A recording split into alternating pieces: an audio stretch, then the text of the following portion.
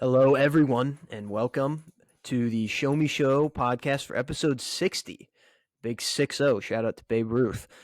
On today's show, we have a packed show. Get ready. Buckle in for this one. We got a lot. It'll probably take us a while. So we'll start off with the Cardinals and the atrocity that they are right now. Talk about what's going wrong, all the stuff that's going on with them in the 3 weeks that it's been since we've talked about them. We also got some NFL draft recap, which Cam mentioned seemed like years ago, but it was actually 2 weeks ago. So we'll recap some of that, what happened, and then we will do some NBA and NHL playoffs talk about some of the important games. Maybe get into how the NHL is rigged a little bit during tough scene of the week, and then we'll finish with say hello, kiss it, goodbye. I'm Luke with my co-host Cam on the right there. He was missing at the very beginning. And this episode is sponsored by Dr. Pepper. You deserve something that tastes the Dr. Pepper. Shit, All right. I want one. Damn it. Well, I have a whole fridge full of them, courtesy of Dr. Pepper. But, damn. Yeah, let's get into the show. Cardinals. I think we agree that that's what we're leading off with. I was actually a little bit late to record here. We were supposed to record, and Cam was texting me like, "Dude, hurry up." I was just ranting to my dad about the Cardinals because it's that point. It's that point where I'm so angry at them, but yet they have me hooked. I'm watching every game still. And it's because I'm not angry at the players. I'm rooting for the players. I'm rooting for us as fans, so that we get to see some wins, because losing is not fun for anyone, especially when you do it a lot, like the Cardinals have this year. Man, I am angry at not the players particularly, a little bit, but not really. Just the management of this entire team. It's turned into a circus, basically. So much is starting to get out there. A few weeks ago, we had the player it used to be in our minor league systems. I forget what his name was, but he's out of the system now, and he never came up to the big leagues. So a lot of people probably don't know who he was. But he said basically that, the player development director came to their team one time and basically just said, don't try to strike anyone out. Just try to get everyone out or on base within 3 pitches, which is a very weird philosophy and not modern at all. That's a very 1980s thing to think about. So clue number 1, we're using baseball philosophies from the 1980s. Then we had the Contreras thing that went on. That was just a complete disaster, where they told him he wasn't catching anymore because basically he was the reason for the pitching sucking, even though everyone and their mom knew going into the season that the pitching was the weak part of this roster. But no, apparently the new catcher he just signed to a massive deal, who you probably want to treat right because you're giving him $17 million a year, and he just came over from your rival, the Chicago Cubs. You probably want to treat him a little, nice. You welcome him into the family a little bit, but instead you're just throwing him under the bus for something that is obviously not his fault. And you're starting, not to mention, the guy that you're starting at catcher is somehow one of the worst hitters in the entire MLB right now. Only has like 2 or 3 extra base hits on the year. And but he's swinging a hot bat right now. That's a fact. If the hot bat is going 0 for 7 over the past 2 games, then I guess you could call that hot. But I that's not my version of hot. Me personally, I think the last time he got a hit was Monday. I think he actually had an RBI double. Let's just check the box score real quick on that. Oh, never mind. He was 0 for 3, 2 strikeouts on Monday. I stand correct. Maybe that was Tuesday. I'm thinking of. He had an RBI double recently. Yes, there it is. 2 for 4 with an RBI double. Hey, he did something. But the pitching numbers are a little bit better with Andrew Knizner behind the plate, but it's not like a significant amount where I think we really need to be making a big deal of it. And also putting him in the outfield, I was told by multiple people in the higher ups of the Cardinals front office that we had an outfield problem. We had too many outfielders, and this was all going to get sorted out. I was told we had 6 outfielders this year, one of them being the number 1 prospect in baseball. He currently now is the number 1 prospect in baseball. He's number 4 at the beginning of the year. He started out the year for like the first 2 weeks. He didn't like set the world on fire or anything, but he was doing very good. He had a 12-game hit streak to start his career, which is an MLB record, by the way. He was getting on base. He was hitting the ball hard too. I mean, he wasn't tearing it up or anything, but he was certainly on his track to, once he gets comfortable, to start tearing it up. And right when that happens, we of course bench him and then send him down to the minor leagues. That didn't make any sense. Tyler O'Neill gets hurt, but I don't know what's up with him anyway. That was number 2. With the whole thing, the Tyler O'Neill thing, we talked about that earlier. It's just a disaster right now in the Cardinals organization. They have the worst record in the National League in mid-May, and our next 3 opponents are the Boston Red Sox at Fenway, who they're currently a playoff team, the Milwaukee Brewers, who I think they're probably in first place right now, and if not, I don't know how, because the Pirates have won like 2 out of their last 11 games.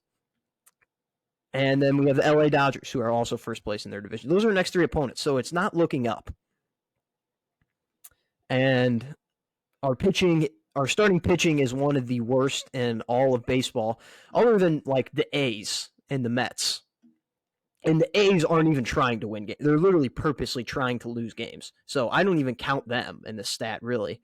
And don't even get me started with the 2 strikes. Our pitchers with 2 strikes somehow just hitters have a better chance to get a hit with 2 strikes than they do with no strikes against our pitching. I don't know how that happens, but it's just a complete disaster right now. And I'm not even gonna. I know we did like the recap at the first Cardinals corner we did, like where we recapped the week, and then the last time I went back, but it's been like 3 or 4 weeks since we've done that. It's been close to a month. Just because we haven't had a normal show in a long time. We took last week off. I forgot to mention that. We were busy with finals, and Cam was a little sick, so we took last week off. But we did tweet that out. So if you follow our Twitter, you would have known. And so it's been a long time since we've recorded, and so much has happened that we can't get to all of it in this episode. That it's just not going to work like that. But during that time, not counting the last 4 games we've played. So, Cam, the last time that we recorded a Cardinals Corner was 3 weeks ago.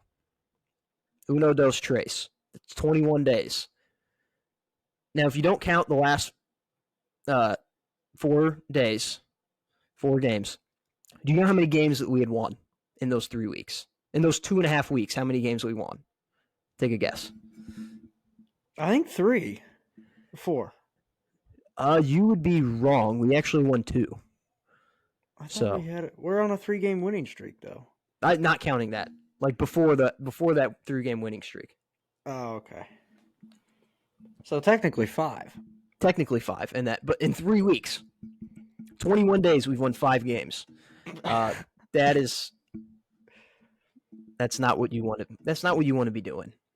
If you're the St. Louis Cardinals organization, who you pride yourself on being consistently good year in and year out, you pride yourself on the Cardinal way, winning, dedicating everything you can, and basically most every move you've made in the last 5 years or so has not been dedicated to winning. So, other than the Arenado trade, that was very much a move dedicated to winning, but that was a Mo situation, and John Mozeliak, he is one of the most controversial topics right now.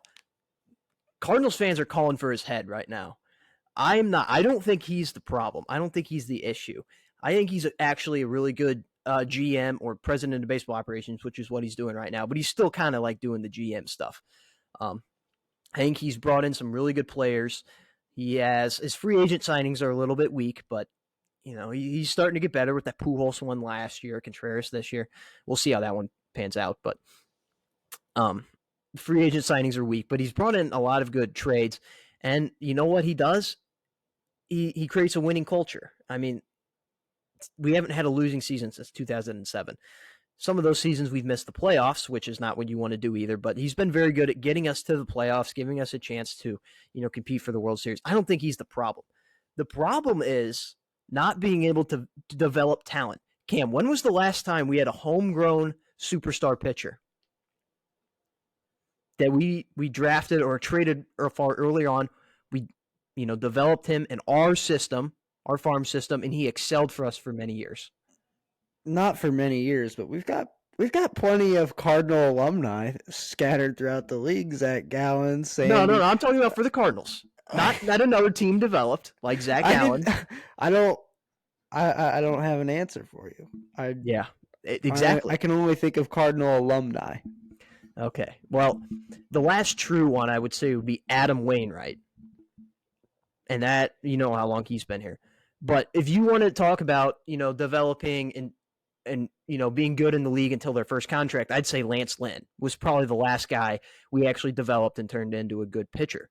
And he left in free agency, and he was actually better, when he signed with Minnesota, when he signed with the Rangers. He's been better. Now, he's having a little bit of a rough year at the White Sox, but he's also getting up there in age, and he's been good for the White Sox for many years now.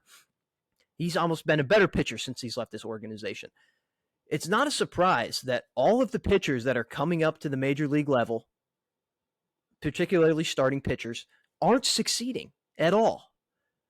That's a huge issue. I don't think it's a coincidence. And you mentioned the Cardinals alumni, Zach Gallen, Sandy Alcantara, which happened to be in one trade, by the way, the Marcell Ozuna trade. And needless to say, we hate him. Maybe not his fault, but also kind of his fault. So we hate him. Sandy Alcantara, Zach Gallen, both were traded to Miami. And then Miami traded Gallen for Jazz Chisholm, which he is now a stud for, the Miami Marlins. Miami developed Sandy. He won the Cy Young last year. Arizona has developed Zach Gallen to be the pitcher he is today. And you know what? He is on track to compete for the Cy Young this year. And he was a really good pitcher last year. And why? It's not a surprise that we have all this talent. We have all this talent because Randy Flores is a fantastic scouting director. He sees these guys in other organizations in college, in high school, and he can pick out the talent, and he wants those guys in our organization. He does a great job of that. It's not a surprise why you see all these guys that were in our system go and excel other places. Some of them, hitters especially, they go through our system and excel in the major leagues here in St. Louis because he can spot the talent. He is a great scouting director. That's not the problem. It's the development. It's the management. The management has been awful. Starting with Ali Marmol, I don't want to, harp on him for too long. I don't think he's like a huge issue, but he hasn't done a great job. I'll say that. I don't think he should be fired, but he hasn't. You can't look at him and be like, oh, he's done a fantastic job. You just can't do that, especially after what's transpired this year. It's just a mess right now. And then Zach Gallen, just a few hours ago, he went on I don't know what the podcast name is, but it's with AJ Przinsky, who used to catch for the Cardinals for like a year and a half. He backed up Yachty. He does the show with one of his co-hosts, and Zach Gallen went on that podcast and he talked about being a Cardinal and in their organization, and he was like, yeah, they wanted me to go to this camp in the off season. He's like, and they don't pay me in the off season because I'm just like some minor league prospect. They don't pay me at all, and I had something already scheduled on the date of this camp. And so I told him I couldn't go, but I'd go to the next one if I could. And so he went to the next one, but he also had something. And he was like, I told him I could come for a few days, but then I'd have to leave and go do something. Like he had like a wedding or maybe a funeral or something. It was something of pretty importance. And he got to the second one and they basically told him, we don't need you. And then like on his drive back, he got traded. So that's certainly a pretty weird thing to think about, that we just potentially maybe traded a guy just because he didn't show up to an offseason camp that you're not paying him for. But a Cy Young caliber pitcher at that. Man, I had a rant that I wrote out last week. I went to the Cardinal game on Wednesday last week when Ohtani pitched against us, and he only threw 5 innings, but he still struck out 13 batters, which was a cool game. It was cool to see a guy like that in Shohei Ohtani that can just dominate. He also had 3 hits. I mean, it's just, he does that day in and day out, and it's just so cool to see someone like that be able to, captivate the fans of the sport and really just bring him in. And that was really cool to see. But we also blew a lead that game, which was very fun because the guy behind us in the 9th inning was like, oh, man, Ohtani's going to get his first loss of the year to us. How about that? And then the very next pitch, Jake Lamb just rips 440 over the right field wall, which was kind of poetic, how Cardinal season has been going so far this year. But I laughed at that home run. I remember that one. And then our good friend Mike Trout right after. yeah, good friend, if you will. But I laughed at that one. I laughed at the Mike Trout one. And it was a combination of us just like doing it again, like, oh man, here we go again. And also the combination of all the boos that were going on. Now, I didn't boo in that scenario. I did boo at the end of the game whenever they lost and they're running off the field, because I did promise the people of Twitter that if they lost and played like that again, I would boo. So I booed a little bit there. And I wasn't just booing the players. Let's make that out. The fans in that ballpark were not just booing the players for their bad performance, which, they've turned around this last week. They've been starting to win some games. They were booing, the countless years of just ignorance. They were booing, particularly how our president of baseball operations just flat out lied to the fans point blank this offseason, saying they were going to increase payroll, and they increase it like $10,000, which doesn't even, that's my salary. I am a part-time minimum wage employee, and you raised your MLB payroll, my salary. That's not an increase in payroll. That does not count. I'm sorry. So that was a flat out lie. The fact that you're year in and year out telling us we're World Series contenders when we're obviously not. It was just a culmination of the fans just being done with the management and this regime. And there's been speculation that this might be John Mozeliak's last year, that he might just step back and kind of retire, because he's been doing this a while. He's starting to get up there in age. His kids are starting to get to the college age where they're moving out. He's kind of just like, oh yeah, you know what? It might be time for me to retire and just enjoy my life, which I wouldn't blame him. He's been very good at his job for many years. He's won a World Series, 2 NL championships, but it's just getting to a breaking point right now. And I've been talking an awful lot through this, so I'm going to let you get your word in here, Cam. Yeah. And I don't have a lot, but you can take this analysis how you will, especially you, Luke. I was talking to Jacob Michael Baldwin last Saturday, so like I said, take this how you will. And this was last Saturday when we were on an 8-game losing streak. So for context, yes, in the evening, if that adds some context. So anyway, I think we sat down. We're talking about the Cardinals, and I think we both came to the agreement that John Mozeliak, as you just said, has done some great things for the Cardinals, and he has had a great tenure with the Cardinals. But at the end of the day, he's had about a million different managers, and most GMs in any sport do not get to have that many different managers. And like I said, he had a great tenure. But I think this is actually a situation, Luke, and obviously there's no noise around this. This is just Cam and Jacob Michael Baldwin analysis here. We both thought like this could be a situation where we could see a mutually parting ways type of situation between John Mozeliak and the Cardinals after this season. And obviously with that possibly Canning Marmol too, but focusing on John here, it could be a situation where we mutually part ways. And like you said, he might just retire. But me and Jake both also sat and talked, and we're like, John is definitely good enough to stay in the business if he wants, even though it's really hard to get a GM baseball job. There's just not that many to go around, and there's just, obviously, and it's just a really hard position to get appointed to in Major League Baseball. But he can do it because he has the resume to show for it. And so if he wants to continue to do this, he can. But I do believe that unless something crazy happens, like they win a World Series, I think they will mutually part ways, and that's just a shot in the dark. But I just think that's probably something that we could actually end up seeing. Well, we could, like what Theo Epstein, the Cubs GM for their 2016 World Series, broke their curse, and the GM of the 2004 Red Sox when they broke their curse. Like he did. He's a legendary GM. He went and worked in the offices of the MLB. I could see John Mozeliak doing something like that where he goes and works for MLB, because they do tend to hire like high prominent guys like that to go out and see how they can improve their sport and stuff like that. I could see him doing something similar along those lines if he doesn't take another job. But it is interesting because we're talking about the Cardinals organization kind of being in shambles, and we're talking about the managers. He's been through 4 managers, which one of them did retire on him, so not really his fault. So basically, he's fired 2 managers. Is all he's only fired 2 managers.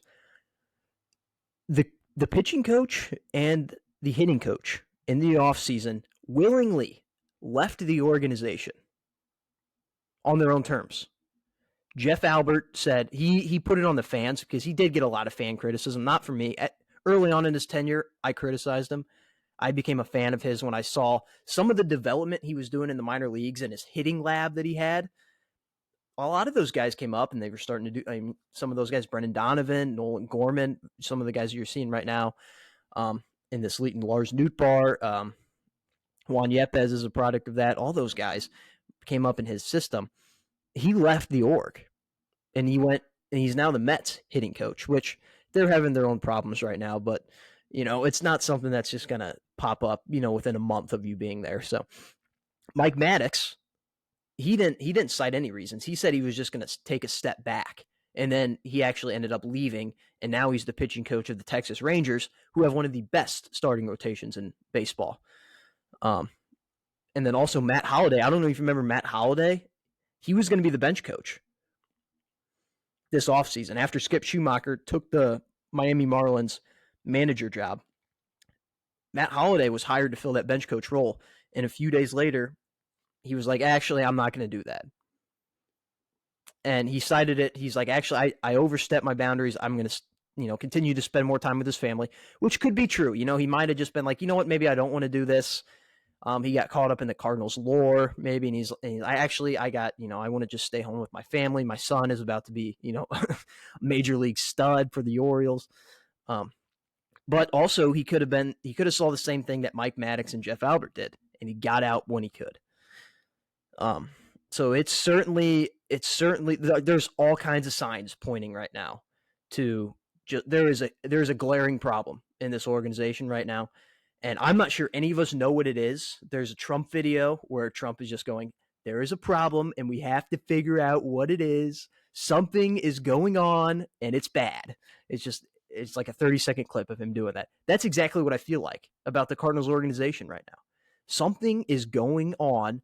It's bad and we have to figure out what it is, because it is corrupting. Or it's corrupting everything. It's corrupting our coaching. It's corrupting our development. It's corrupting our management.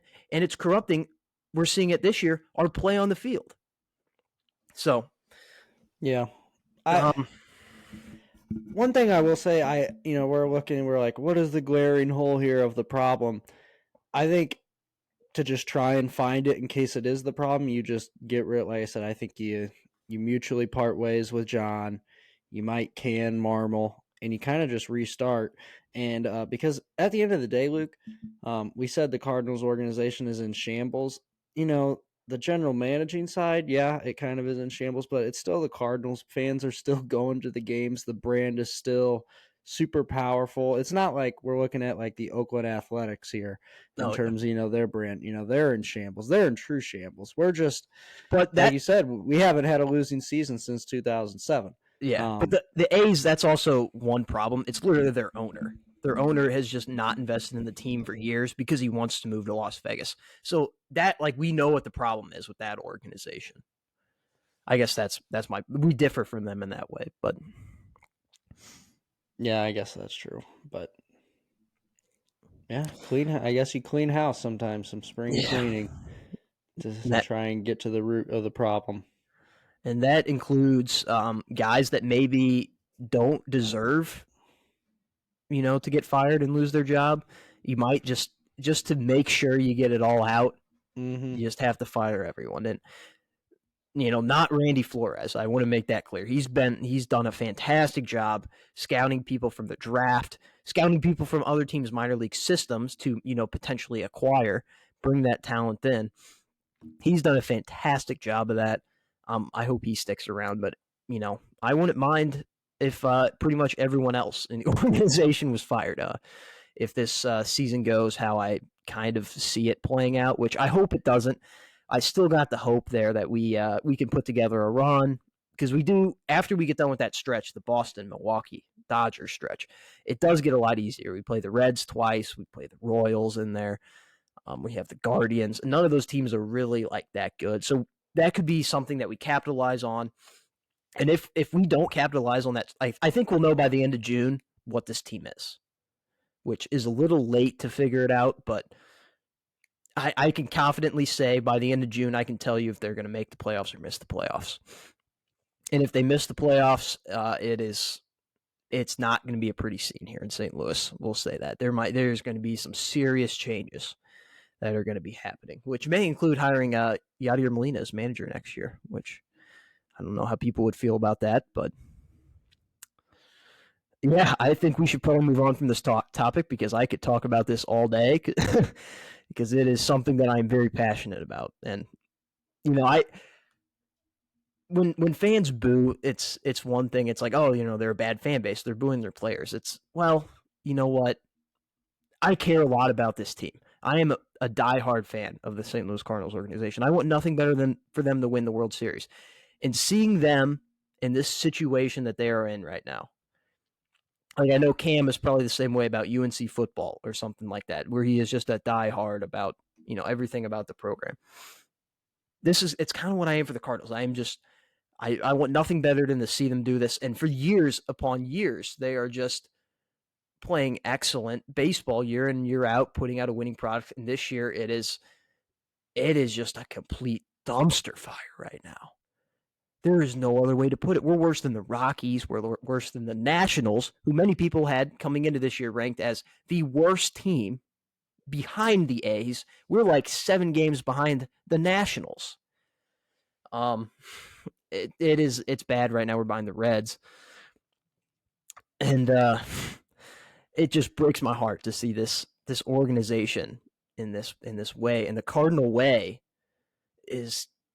it might be on its way out. It might be dead. So, but yeah, let's move on to, was it tough scene or the draft next?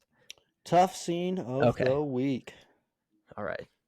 We got to move on before I get caught up even more. All right. I've got all kinds of stuff with tough scene, so this will probably be a long segment here as well. But I'm just going to start out with late last week, Luke. I slept with a black spider in my bed. It was about the size, its butt was about the size of a dime. And my biggest fear is spiders. And I was just in such a weird state with school and the end of the week that, yes, I kicked around like my sheets like really hard to try and kill it or get it out of my bed. But then I just waved the white flag and just went to bed.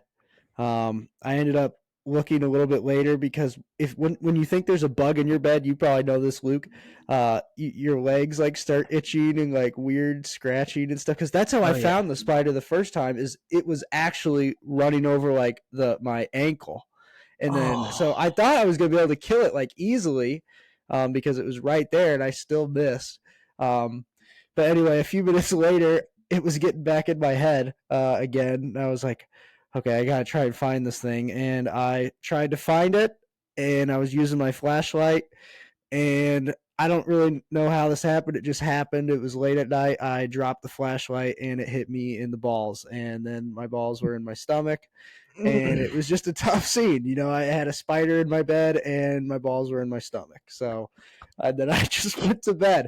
And then the other night, Monday night, I was watching the Laker game, and a giant wolf spider just walked in front of the TV downstairs.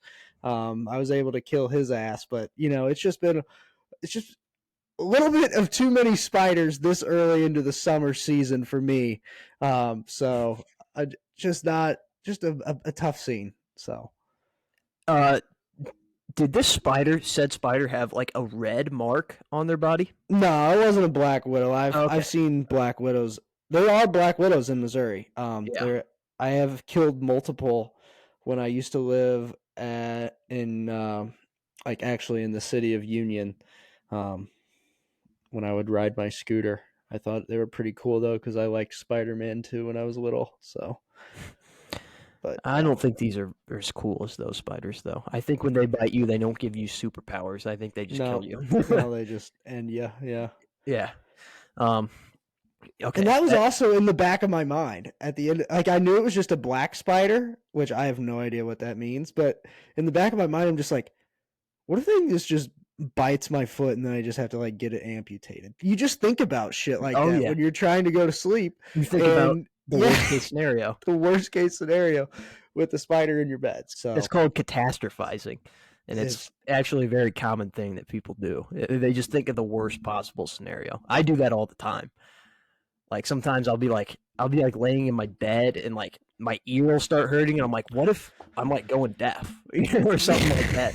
It's just like just a normal earache. But man, I don't know how you slept that night if you couldn't find the spider. it's and that's another part of the story. That was just the state I was in. Cam, how you doing? Well, I'm sleeping with the spider in my bed. That's just kind of how it was. I wouldn't have been able to fall asleep. I would have been like my heart would have been going. It took a while, Luke. Like I said, I felt like the spider was winning because, I didn't kill it the first time, and I looked for it, and then I looked for it again, and then, like I said, I dropped my phone on my balls, and then I was like, okay, you won. I'm just gonna let you go, and I'll sleep. I'll sleep on this side. You sleep down there. But I did clean all my sheets, so his Oh, ass either moved out or his ass is dead. okay. Yeah, if you don't find it after a few days, you just kind of assume it's gone. One way or the other, it's gone. It's just, I mean, he's probably still in the house or she. Who knows? But he doesn't affect you anymore. I like to think so. All right. What's your do you more tough scenes? Oh, I have all kinds of them. I didn't know if you wanted to chime in with some of them, or do you have your own? Yeah, I have two at the end that are mine after you're like a Okay, million okay. of them. All right, another one. This is kind of just some NBA talk, but the Bucks canned Coach Bud's ass. Yeah. This one kind of shocked me, and then there was a big stat going around. It's like they're Steve Kerr's the only NBA head coach of the last 5 NBA champions who are still coaching that same team. Nick Since Nurse, 2014. yeah, Nick Nurse, Toronto Raptors, they canned his ass. Frank Vogel. Frank Vogel, the Lakers, they canned his ass. Oh, now we're just blanking on names, Tyronn but Lue. Ty Lue, and Bud, and then obviously Steve Kerr is still there, and they're right in the mix of things again. So, Yeah. so yeah, but that was a tough scene. A little bit of a shocking scene. It was just like, wow, Yeah. for that.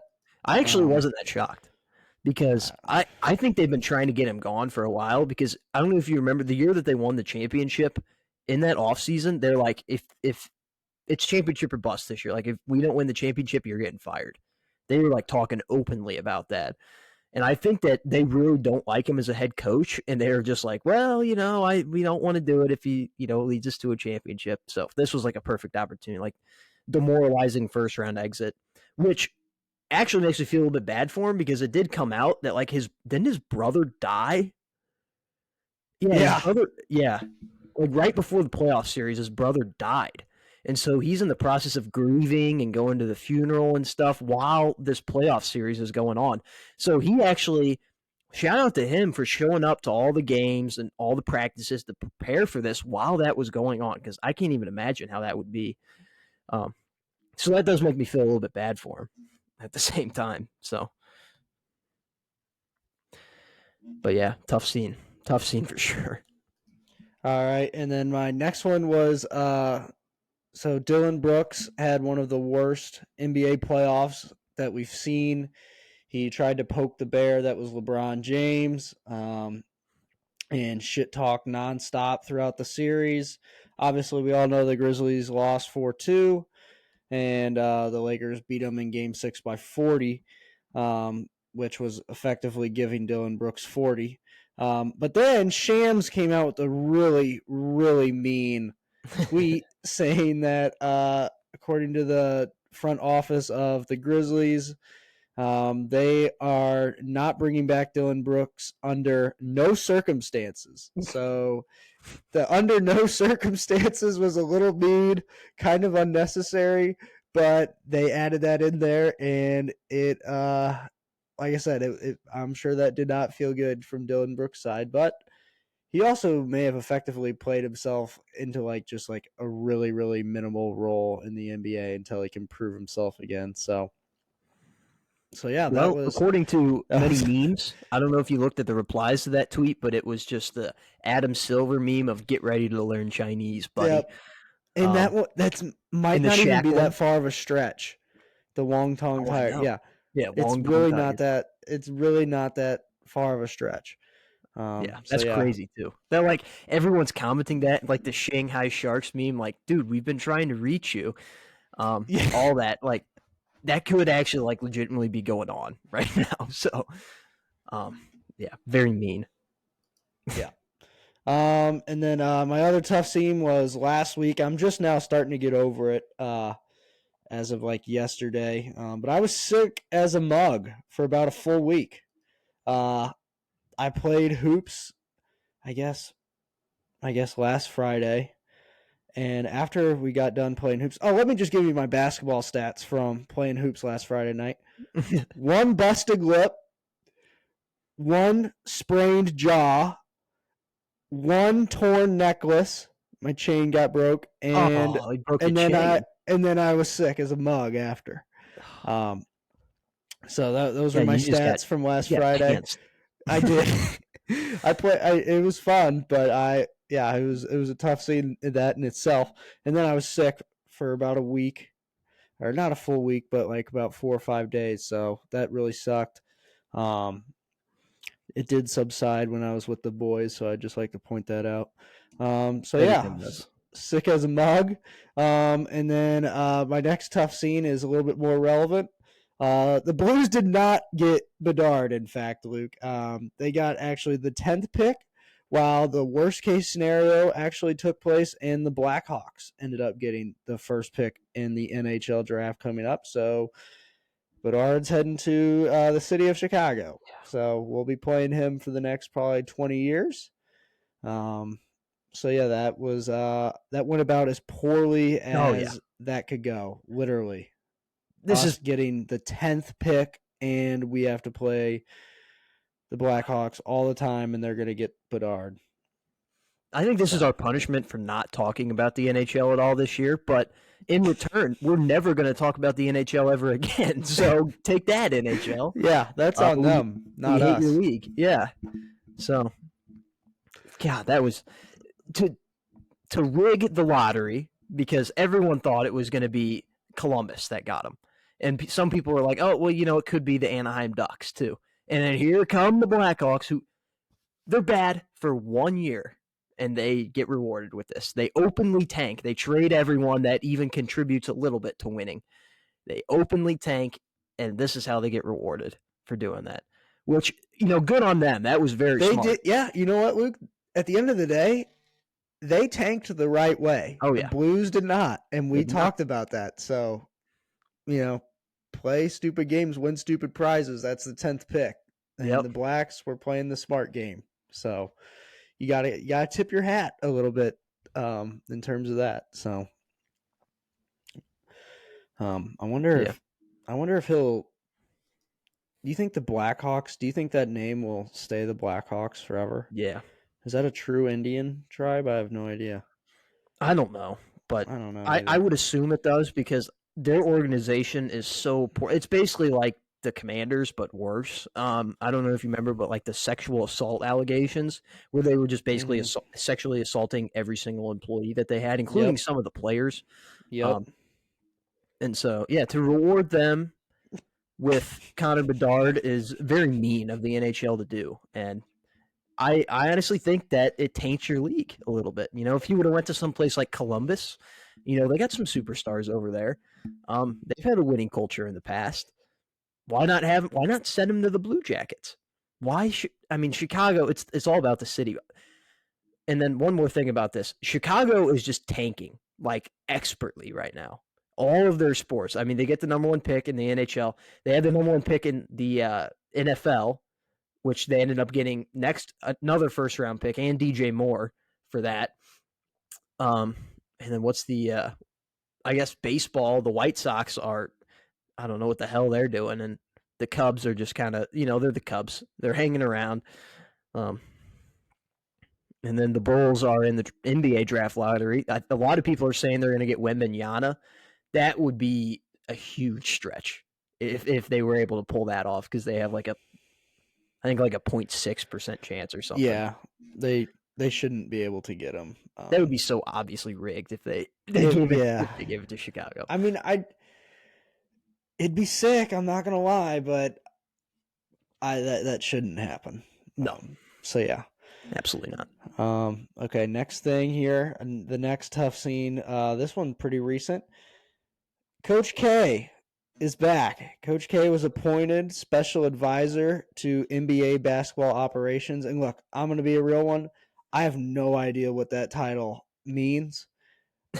But it's just a tough scene that he's back in our lives, that he is back making some kind of important decision that we actually have to hear his name. Unless it's college basketball season, unless it is Duke, Carolina, I feel like I should not have to hear Coach K's name whatsoever. So, although I'm sure he'll end up doing something maybe along the lines that maybe will even make it onto my the little card that I keep in my wallet of all the dirty things that Coach K has done throughout his career. We'll see. Do you have your wallet on you right now? I do. You want me to read a quick note? Yeah, read it off. I want to know what this is. I can't read it all. That will be here for about 5 minutes, but show it to us. Show it to us. This is an ultimate hater move right now. Hold on. Oh my God. It's like a Bible. That's incredible. Yeah, I'm strapped with that at all times. Hold on. Let me read a little. Just give me a random Coach K fact on that card. Oh, here we go. 2016 Oregon loss in the tournament. Coach K gets angry at Dillon Brooks after a tourney loss to Oregon. Tells Brooks, "You're too good of a player to be doing that stuff." That stuff being shooting the ball at the end of the shot clock in a blowout. Hold on. Pick a random one. Give me the 12th one down. This is Coach K doesn't care about money. That's what this one's titled. When he turned down the Lakers job in 2004 and said afterwards, "The allure of coaching in college has no price." He then went on to make more than twice as much as new UNC coach Roy Williams over the course of the next 17 years. More than he would have made in the NBA. Hold on. Give me the 4th one. Oh, okay. Sore loser. Told reporters to not direct criticism at players directed at him. Then followed it up with, "When you question my coaching, come into Cameron, look at the ceiling, and see it for yourself." So basically, never question anything about Duke. All right. What's your favorite one on there?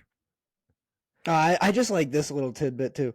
The day after losing at home to Stephen F. Austin, which I remember this game like a charm. I do too. First time since 1983 they lost a home game to an unranked non-conference team. Coach K said he had been dealing with a little health issue, and that's probably what got the team distracted. Of course, yeah, duh. Me. I got the team distracted. That's my fault, guys. Wow, that is the most insane hating I think I've ever seen in my life. To carry that card. How many things are on that card? Oh, it's double sided, and I feel like I'm missing some of my favorites. To be honest, I think some of them might be on the other side. Um, Oh my god, dude. there's some stuff about how like before Coach K, every single coach that coached Team USA, you only did it one cycle, but they just for some reason let Coach K do it forever, pretty much until he wanted to quit.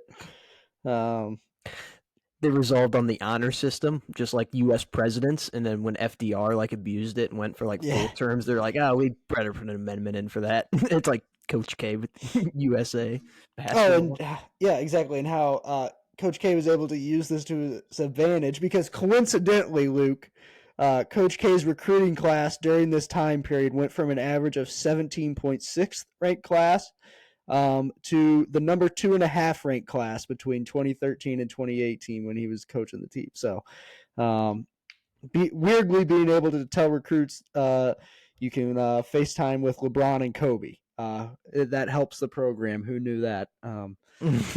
So, so yeah. Yeah, I'm sure sneaky maybe guy. we'll, yeah, maybe at some point we'll read some facts from the other side in a different show. But so yeah, and then my final tough scene is just that Malik Willis is dead. The Titans Not said literally. that, well, NFL you can wise, take that as you will. They drafted Will Levis, obviously, and they still have Tannehill. And the Titans almost never, ever keep 3 quarterbacks on their 53-man roster. Vrabel never, ever does that. So Malik Willis is probably just the odd man out, and they drafted him last year, so he's pretty much dead. So there you go. well, XFL. There's the XFL.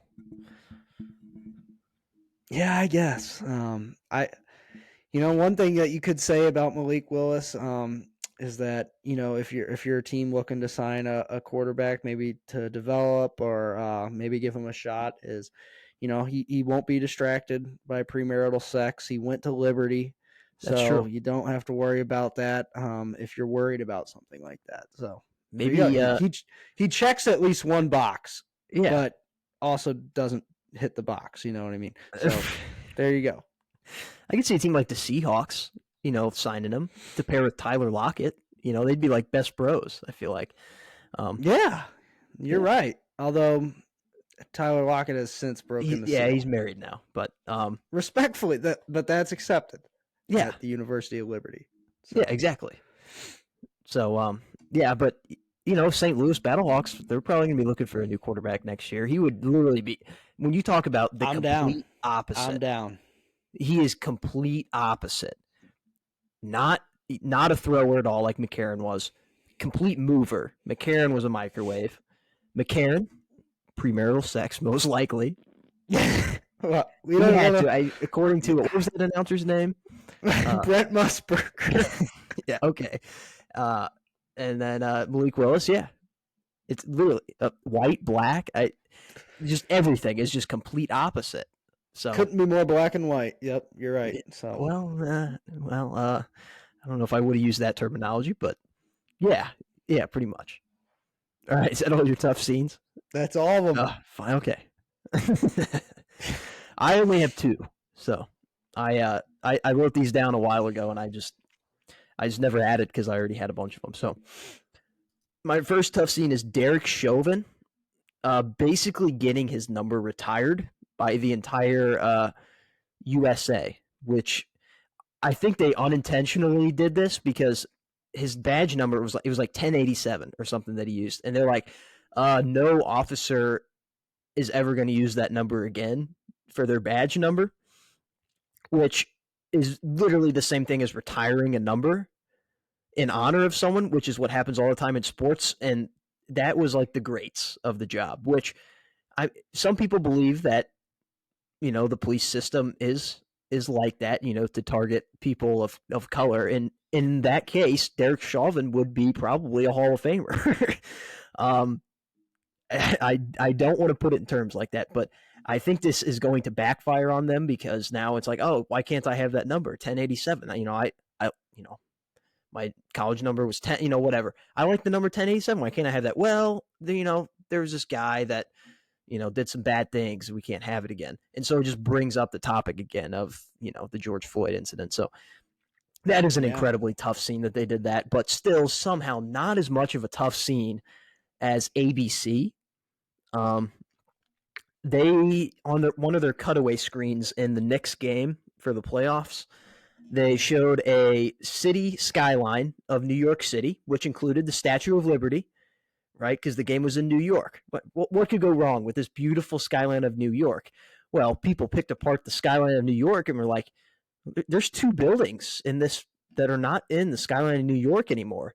And those two buildings, if you haven't figured it out, are the Twin Towers, which collapsed in 2001, which was 22 years ago, nearly 22 years ago, those collapsed. So I don't know what kind of footage ABC is using that it's 22 years old, but it was a tough scene. It was kind of similar to when the Red Sox and Yankees were playing last year, and they used the 9/11 memorial to put their logos inside. So I don't know whose brilliant idea that was either, but that might have been ABC as well that did that. So graphics people at ABC have to step up their game seriously. That's not even a joke. Like you cannot be doing that. You cannot be. That is unacceptable. I don't know. That is incredible. I think it was actually Fox that did the Yankees and Red Sox thing. Now I'm thinking. Yeah, I believe so too. But yeah, they did put out a statement that they were just using stock footage from 2000. I think like 2000. So that's crazy. I don't even know how they have stock footage saved from 2000. I mean, that's insane in its own element. So yeah. Wow, incredible. That was a tough scene, though. A huge tough scene. That's all mine. I only had two, so those were good though. Yeah. And the tough scene is potentially the Boston Celtics here, fourth quarter right now, down by a point. No, they just splashed one home though. Never mind. You want to get into the NFL draft recap, which seems like a million years ago? Yeah, we can. I guess we can try and recap that. Yeah. All right. Go ahead, boss. You take the lead on this. Okay. I guess something to point out here is me and Luke were right. Lamar Jackson got his record deal literally right before the draft. So with the Ravens? Yep. With the Ravens. So that kept them off the board from taking a quarterback. Some teams made out really well. That's my first note on the draft. That's pretty analytical. What did they do very well, Cam? They made out really well. So one thing I'd like to point out is the Packers dig wool again, in a way that obviously we don't know what Lucas Van Ness is going to be in the NFL. And if you ask me, taking a offensive or defensive Big Ten lineman, you can never really go wrong. But you can go a little wrong because I don't even think this guy was a first-round talent. He was in the 20s projected, like 26, 25 in that range. Okay, so late first round. Yeah. So maybe a possible reach. And it didn't feel like that was the biggest clamoring position of need. So that's my take on the Packers. I actually think they rounded out the rest of their draft pretty well. But we bounced back. I don't think Van Ness is a bad pick. I think he's going to be a good player. We overdrafted him. We could have traded down 8 spots. Exactly. An extra third, extra second round pick, and we did not do that. So that was very frustrating, the fact that we didn't do that right. But could have been way worse. We'll say that. The Steelers, on the other hand, got the big offensive tackle from Georgia. And then it was pick 32, but it was actually round 2 because the Dolphins lost their pick. Joey Porter Jr., which is who I wanted. At some point, I couldn't believe he was still there, and we were able to take him on the first pick of day 2. That was pretty sweet. And then we got Darnell Washington, who everybody and their brother else wanted, and I think Luke knows this. I've slightly kind of been bashing Darnell Washington over the Yeah. past month, just saying that, well, he really wasn't all that productive at Georgia. For as much of a menace to society he should have been. Part of that's the offense that Georgia ran, and that they had freaking Brock Bowers and Ladd McConkey, but Ladd McConkey was a slot receiver. yeah, I know, but it in terms of the route trees that those guys run, because Ladd is mostly slot, and Darnell would line up there if he wasn't lining up directly off the on the line of scrimmage with the offensive tackle. But I'll take it. I think I was a little shocked by it because literally Pat Freiermuth is our best receiving target on the Steelers, but we took another tight end anyway. So I guess maybe one thing that you can do is send Pat Freiermuth out for routes and then keep Darnell in the block. But also when you, like I said, when you watch Darnell Washington, you're like, this guy's such a freak of nature. Do you really just want him blocking? We saw him against Oregon at the beginning of the season this year. We're just like, oh my gosh, this is a man amongst boys, when he just absolutely stiff armed that guy into next year. So it actually is a pretty exciting pick. I'm willing to overlook his college production at the tight end position. Really doesn't mean shit, honestly, but look, Kyle Pitts. Yeah, that really doesn't matter. But man, I guess we have this to look through to kind of remind us. Oh, one thing that we were correct about, we were talking about mock drafts before the draft, and we nailed one. We had the Bryce Young at number 1, and then the Texans taking Stroud, and then Will Anderson. We kind of called that. Cam called. So. He's like, I could see the Texans maybe trading up to number 3, and that's really exactly what happened. So, and he also, I guess we talked about the Cardinals trading back as well, which happened to be with the Texans. So, yeah, and they still got a hell of a player, the best offensive tackle on the board. So, and they were able to trade back.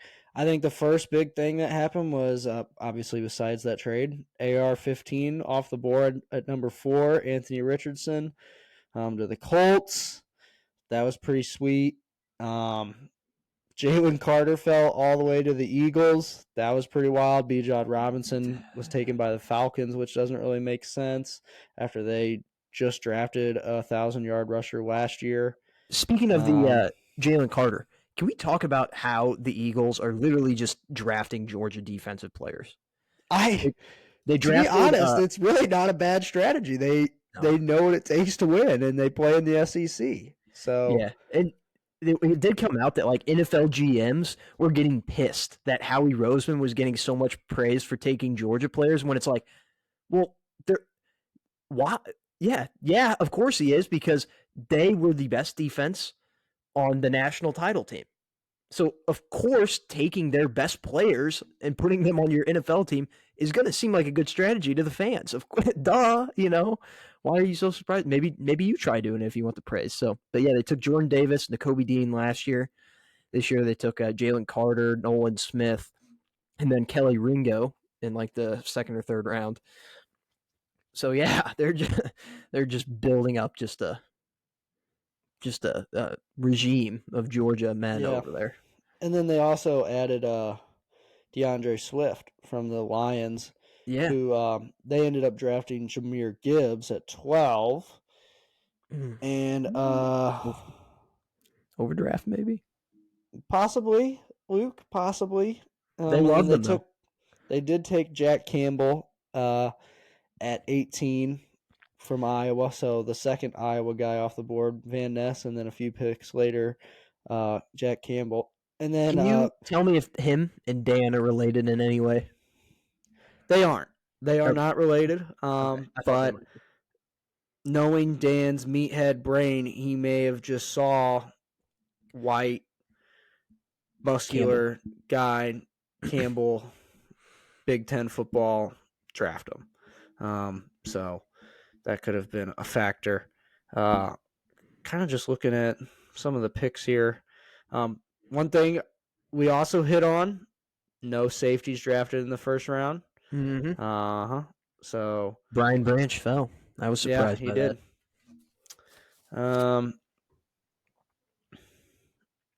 Yeah, it was fun. We watched it together. All 6 hours of it, or Yep. what seemed like 6 hours anyway.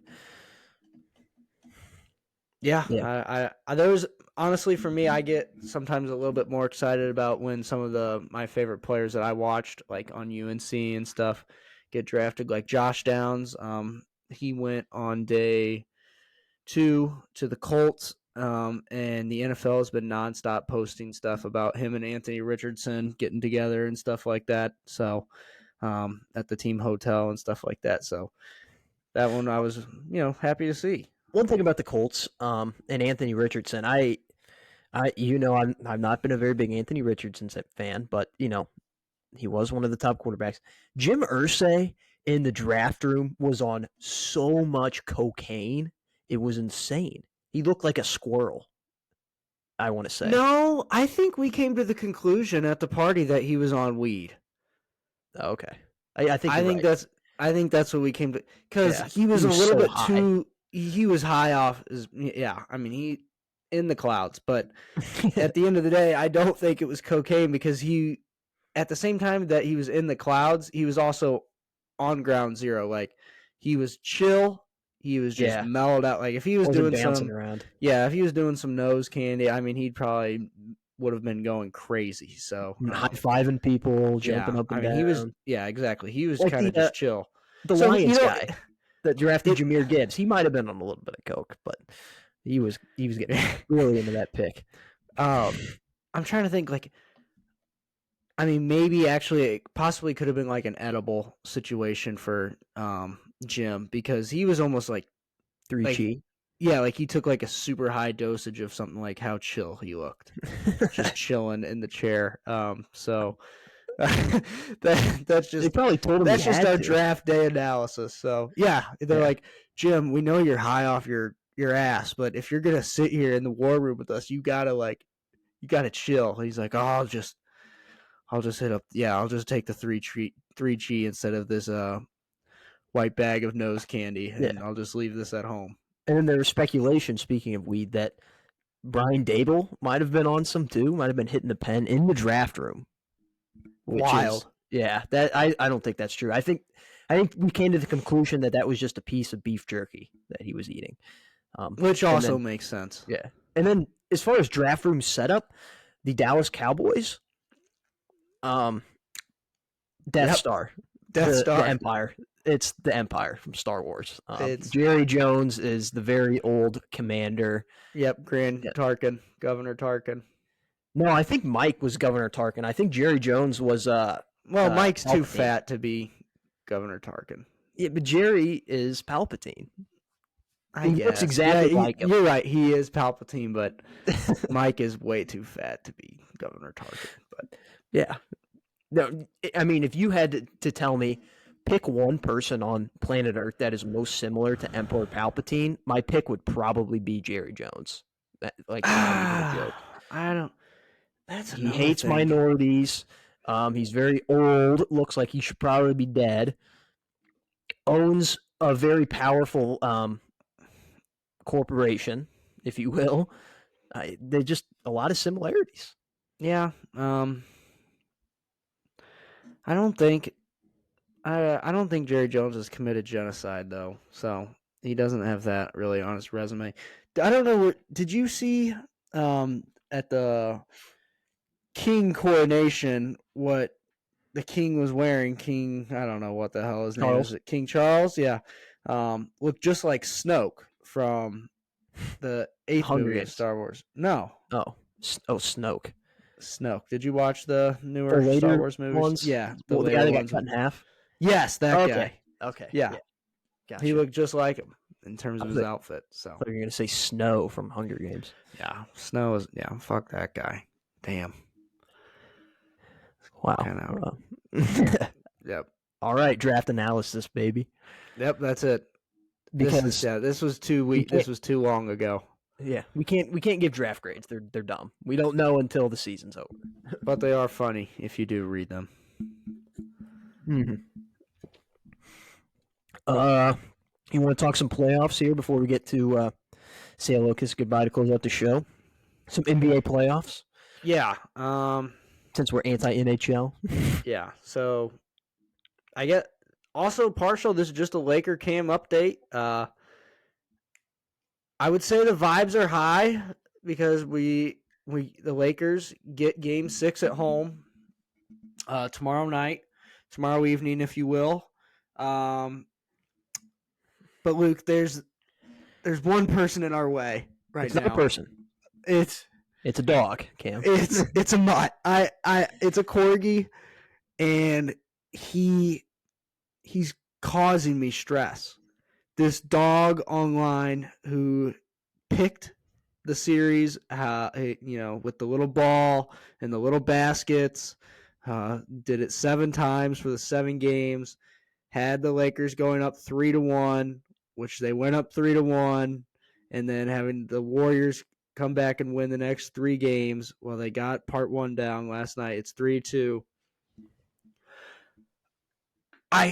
I'm not going to make some Terry Bradshaw-like comments right now, but hypothetically, if the Warriors come back down 3-1, I'm Terry Bradshaw. That's all I'm going to say. Terry Bradshaw. I think you might just want to say Michael Vick and just leave it at that. But I would gladly call it Michael Vick.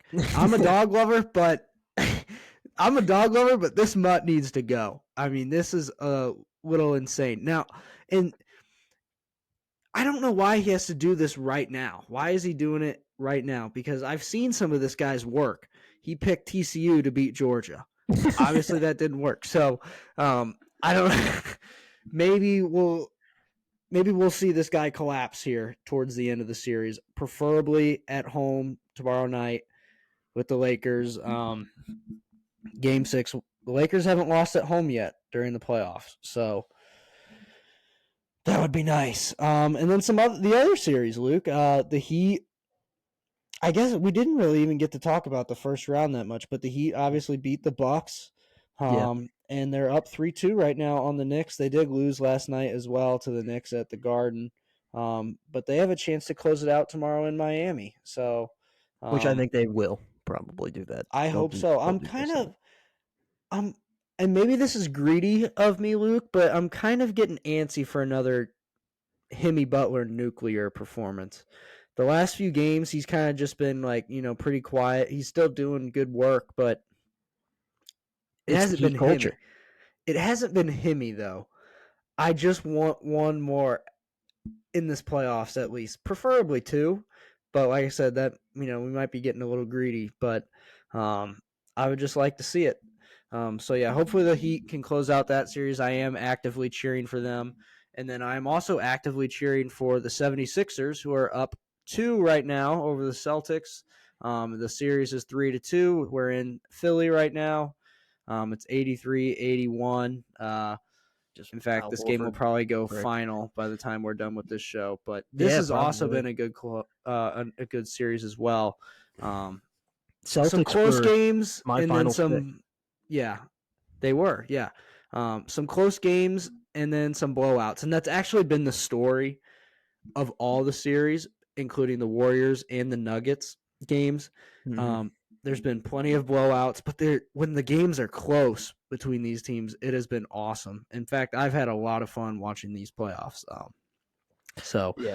One thing that I want to mention about the Suns-Nuggets series, I think we both picked the Nuggets, but the Suns, they got the star power. I want to make you aware, the Landry Shamet stat. I don't know if you've seen this, Cam. Have you? I don't believe so, no. Unless... So, the last 4 seasons, the team that Landry Shamet plays on has lost in Game 7 of the second round. Last year with the Suns, when they got blown out with the Mavericks and one of the couple years ago with the Nets, right? Yep. A couple of years ago with the Nets with the Kevin Durant on the foot on the line game. The year before with the Clippers. Oh, my God. When I forget who that was that they lost to. But Game 7 Clippers, I think. and then the year that was in the bubble, the Clippers year, and then last year, or not, but then the year before that was the 76ers, and that was the Kawhi Leonard shot. So he has just been on the teams that have just heartbreak in the second round. And I don't know if you remember, but last year at the Mavericks with the Suns, that was the Chris Paul hits a huge three to cut the lead to 42 game. Classic NBA moment. So that's so crazy that I'm never gonna forget that now. Yeah, exactly. So, yeah, so just be prepared. The Suns will probably win. I think they play tomorrow, or maybe it's tonight. Is it tonight they play? It's tonight at 9 Okay, p.m. well, that's not going to help any bettors out there. But the Suns are going to win tonight. I'm calling it right now, and they will probably lose in some spectacular fashion, whether that's in a close moment that just is heartbreak or it's a blowout again like last year to the Suns or to the Nuggets in Game 7, because it's the curse of Landry Shamet. And it would be 5 consecutive years that happens, and that might just be the most insane thing ever. Like, I wouldn't want him on my team after that. If I was like a contending team anyway. If I was something like the Wizards, I might be like, oh yeah, we'll sign him. We'll go to the second round. But that is just a crazy stat. So I just want to make people aware of that before it actually comes to fruition. So yeah, I actually think the Nuggets are going to close it out tonight in 6. So, I disagree. Yeah, I'm going off the stat. Yeah, no, that's a crazy stat. I did not know. I haven't read that one yet, so that's interesting to hear. And then obviously Lakers Warriors, like I just said, that's going to 6 tomorrow night. Lakers have a chance to close that one out. So they're all starting to come to a close here. Final start June 1st, no matter what. But obviously, if the series are really fast in the final series for Western and Eastern, they could have some time off in between, earn themselves some time off. But yeah, they're coming up quick. And I guess all I really want to say, Luke, is like I said, is the playoffs have been pretty good. Like I said, there's been some blowouts, but the close games and these playoffs have been awesome because the teams that are left are literally like just like the absolute best brands in the NBA. I mean, Sixers, Celtics, Lakers, Warriors, and then obviously Knicks. Yeah. Heat, Knicks, Nuggets, Suns, obviously those, are more newer blood except for the Knicks, but it's cool to see the Knicks kind of back a little bit, but they're obviously not going to win it. No offense. I'd say the Heat are kind of one of the best brands too, at least of the 21st century. Yeah. Thanks to LeBron, Shaq, and D Wade. So yeah, mostly you're right. But yeah, not a whole lot. I feel like I actually did have some stuff to say about the playoffs, but yeah, I don't know. I want to talk about. I know we said we weren't going to talk about the NHL, but I believe in the Devils to come back from 3-1. They're in overtime right now, which I don't know why I'm watching this instead of the NBA game. But overtime hockey is cool in the playoffs. The Leafs are dead. They did win. They won the first round, though. I know we talked about that. And then Edmonton and the Golden Knights series. I don't know if you've been watching that, but that has been wild. They're 2-2. They've alternated games, but every single game has been a blowout by at least 4 goals. It is just one of the most insane things I've ever seen. There was a fight that broke out last night at the end of the game. Actually, it might have been game 2 that happened, but yeah, it's just been a wild series that one has. So yeah, that's NHL. I don't want to go extensive because Gary Bettman is getting on my nerves. So I'm kind of hoping that the Florida Panthers somehow win the whole thing as the 8 seed. Their team is not bad. They have a really good goalie, and they have some really good players. They were the 1 seed last year in the playoffs. Hockey analysis. They have some good players. Yep, they have some. I don't know if you remember, I played fantasy hockey last year, and I had a lot of Florida Panthers on my team because they were really good, and so I was like, oh, they're the best team in hockey. I better pick up some of their players. So see if I can name some of them. Matthew Tkachuk, who wasn't on their team last year, but he is this year. I had him on my team. Anthony Duclair, Carter Verhage. There's a Sam Bennett. He was on my team. So yeah, those guys. And then Bobrovsky is their goalie. So they got some good they got some names. That's what matters to me in hockey anyway, like McDavid. So even though I do want to point out that McDavid, he had a teammate score 4 goals the other night and they lost. So can't say McDavid doesn't have any help. Not my goat. I just want to point that out. That would never happen to LeBron if LeBron's teammates scored 4 goals.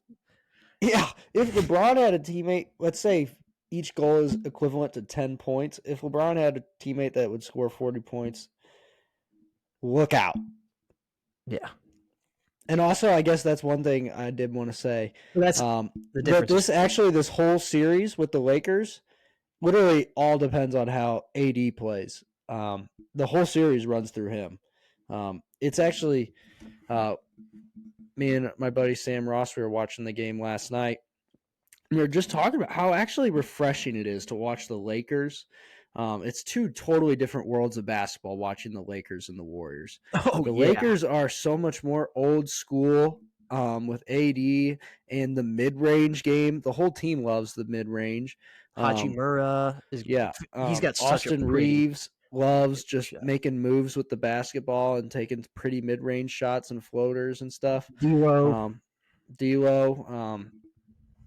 But and then the Warriors is just, threes. It's just Warriors basketball. It's hard to watch.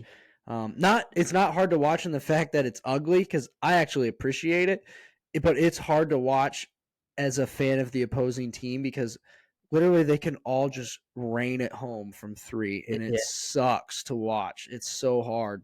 It's just demoralizing. I think I texted you yesterday, and I was like, Lakers are going to lose this game because the Warriors are just going to catch fire from 3 tonight. I just know it, and that's pretty much what happened. So that's the only reason they won last night. Yeah, looks like Boston's going to send this to a Game 7, barring a historic collapse. Yep, it was close just a moment ago, but they're starting to open it up a little bit. Hey, Jason Tatum, Coach K product. Probably a bad time to bring that up, but all right, you want to get into say hello, kiss goodbye to close out the show here?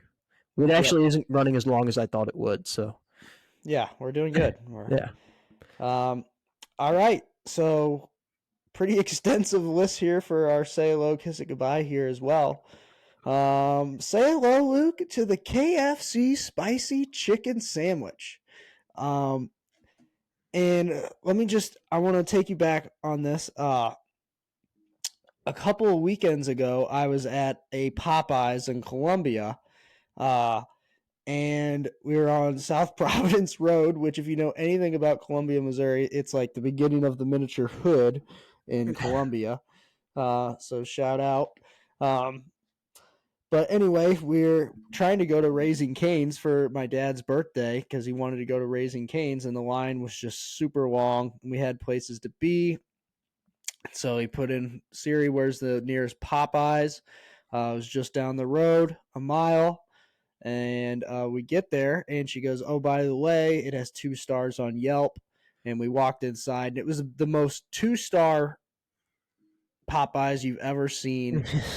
Just college kids working it, swearing like sailors, trash all over the ground, worst Dr. Pepper you've ever tasted.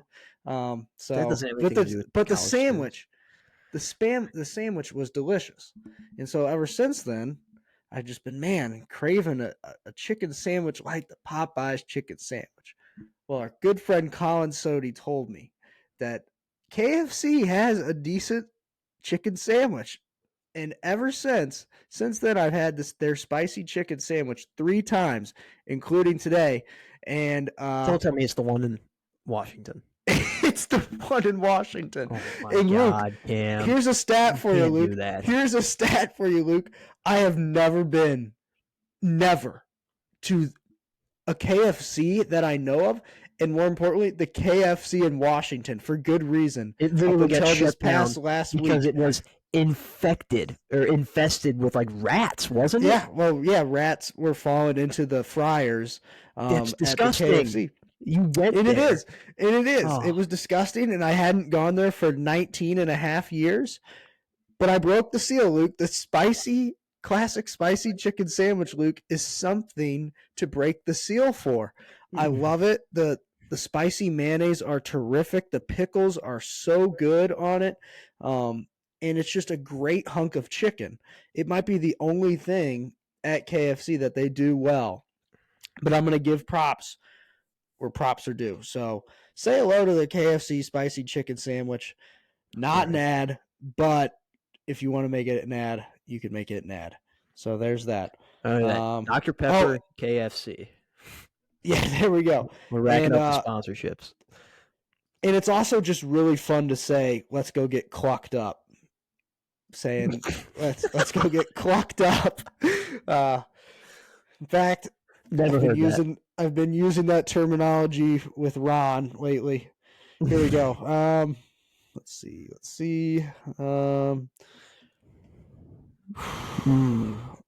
You sounded like the spin on the wheel guy. Here we go. For a second there with the let's see. It sounded like the $20 spin on the wheel. This was yesterday at 6:02 p.m. Because we weren't cooking tonight. KFC chicken sandwich for dinner tomorrow. Give me a hell yeah. Cluck yeah, Ronald. That's what I like to hear. And then later today, hey Ron, are we still planning on getting clucked up later? So just it's just fun to say. So all right, I believe you. I still probably will not do that, just based off the past experience that I've had with that restaurant. But I think maybe it was a little easier because I'd never had the past experience because I wouldn't go there because of the rat thing, and it was literally closed down because I haven't been there since the rat thing either, and I still refuse to go. So yeah. My next say hello is to the Jordan Love era. We're here, Luke. Yeah. Are you excited? I'm excited. I'm a little mixed on it. I think we dabbled in it with the draft episode a little bit because that was literally immediately after Rodgers got traded that we recorded that. So we did talk a little bit about the beginning of the Jordan Love era. And I don't know. You keep saying he's got zip, which I believe. I think he has zip. That's not the issue for me. The issue is the turnovers. That was his issue at Utah State. He had a very similar stat line to Anthony Richardson. So play a tough schedule in the Mountain West. Keep that in mind. All right.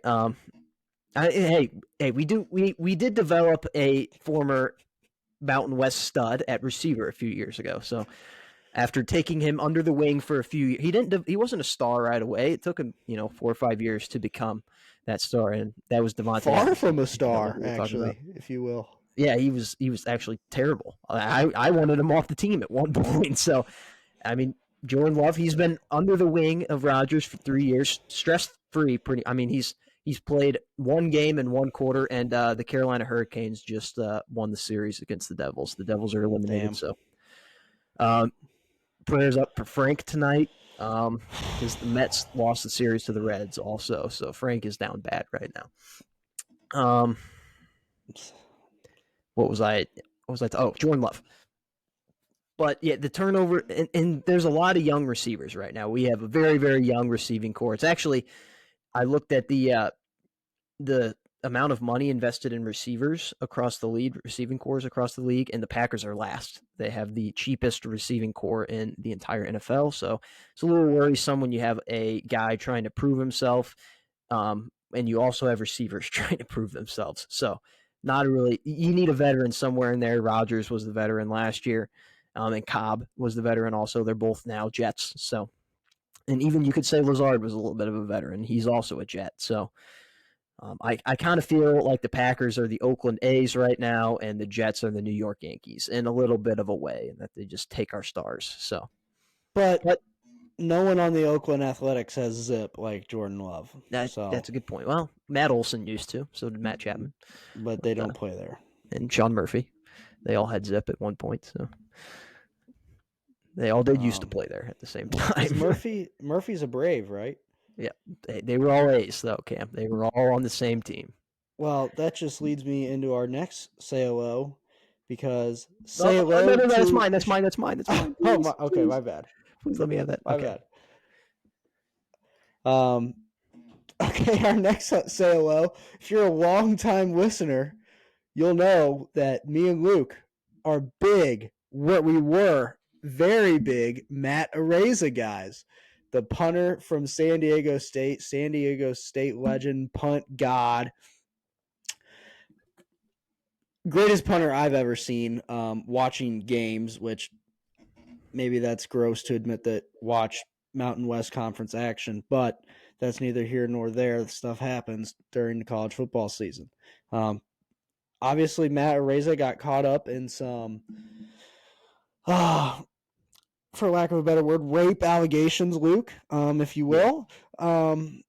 But there was like a 200-page document that just came out that pretty much just shows that he's clean as a whistle. So, no pun intended. So he's good to go, and it wouldn't shock me if somebody signs him.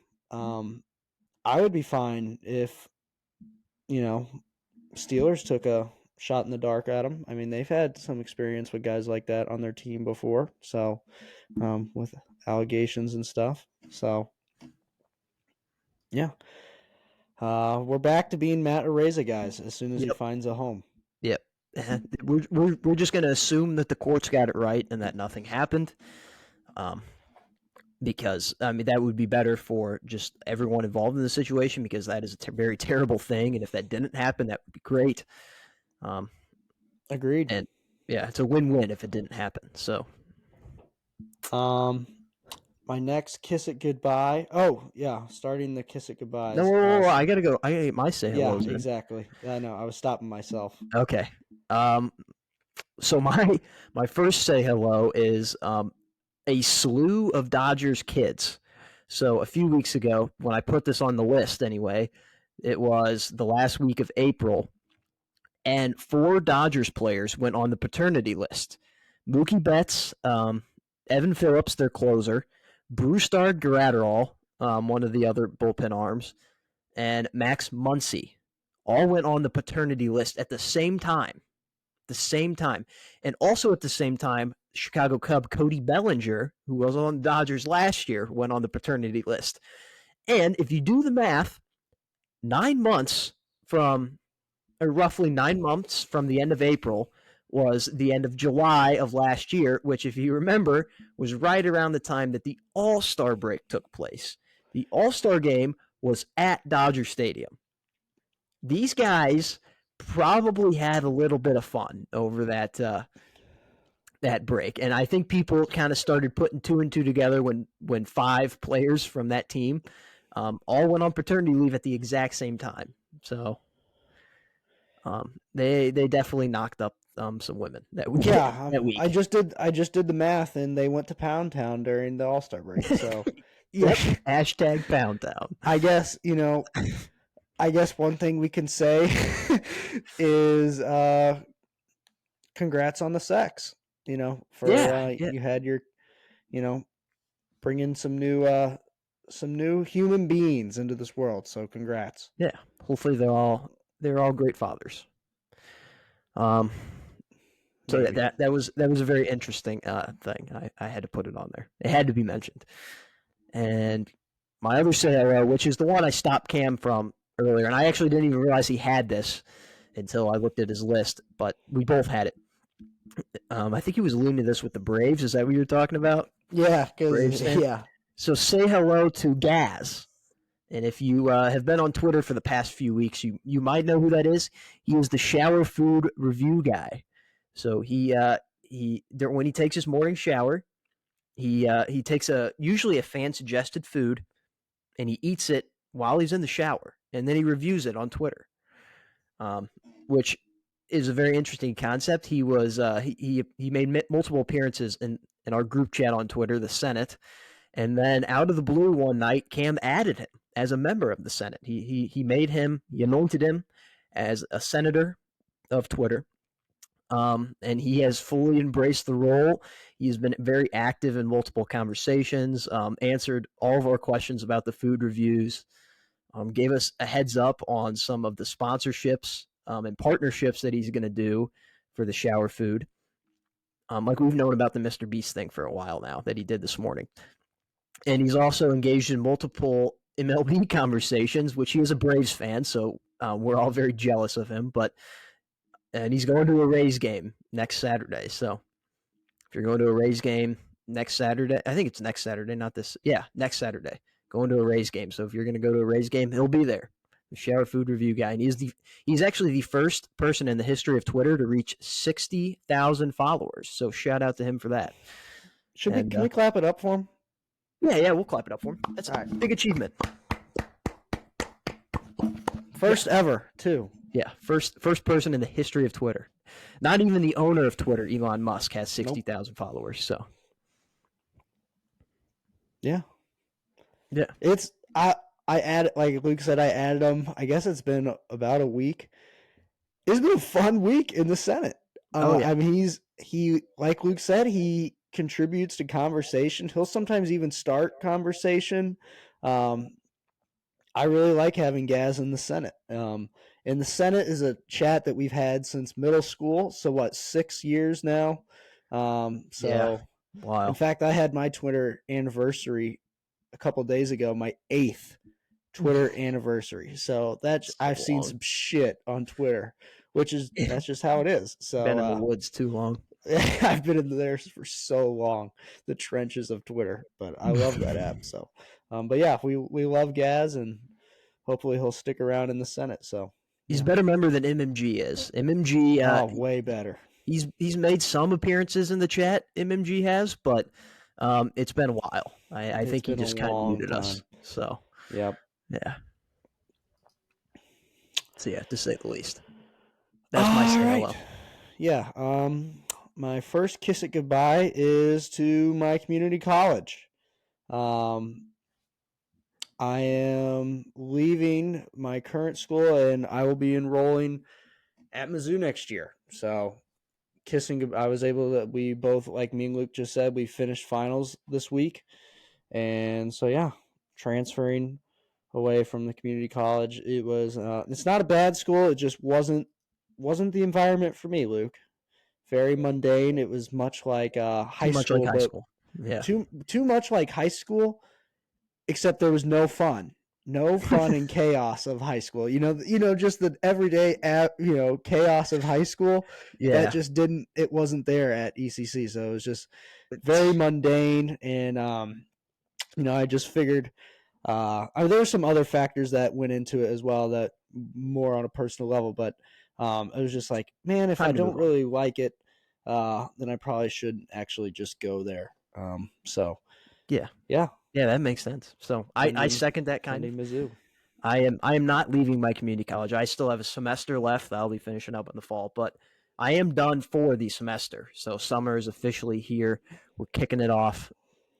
I kicked it off last night, but Same. Yeah, it's here. It's here, and it is long for about over 3 months. I forget we actually have a longer summer break now that we're in college. So yes, this is cool. So I can't wait.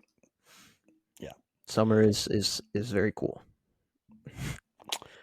And we're also kissing goodbye Henry Ruggs for a while. He signs a long-term contract with Folsom Prison. Shout out Johnny Cash.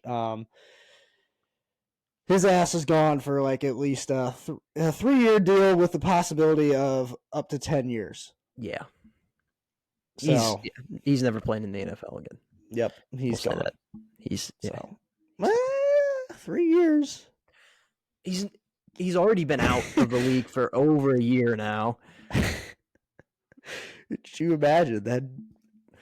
I can't imagine. I can't imagine. No. Yeah, I can't. All right, and Luke's got one kiss it goodbye. Yeah, this is a weird one. Goodbye to Parkinson's disease soon. So I did read an article about Michael J. Fox, who has Parkinson's, and he's created a company that has like done extensive research on the disease, and they had a major breakthrough, and they pretty much discovered where it comes from. I can't remember where it is now, but it has something to do with your mother. Basically, they discovered the origin of it, and I think they might have discovered a way on how to potentially stop it or prevent it from happening. So we may soon have a vaccine for Parkinson's disease, which would save a lot of lives. So that would be very cool. And yeah, that's the show. NFL schedule released tonight. So if you haven't, I think we're going to retweet this tweet that the NFL research account put out, because it's a very beautiful grid. If you like spreadsheets, if you like Excel, you're going to like this, because it's very nice and laid out, shows everything, has the highlights of primetime games and stuff. So we'll retweet that. But yeah, the schedule released tonight. Very important thing for the NFL. They just show up every now and then and just do something that takes over the world. They just own our lives, Luke. Yep, pretty much. So I'm okay with that. Yeah, and that's the show. It was great to be back this week, Cam. Yeah, it was. It's been a long time. It's been over 2 weeks since we've recorded, and about 3 weeks since we've done a normal show. So we may have some guests lined up to come on soon. Yeah. In the coming weeks. We'll try to stay consistent with the show throughout the summer, but just bear with us. Make sure you follow the Twitter for updates all the time and highlights from the show at Show Me Show Pod on Twitter. And I guess we'll see you guys next week for episode 61. Yeah. All right. Have a great one.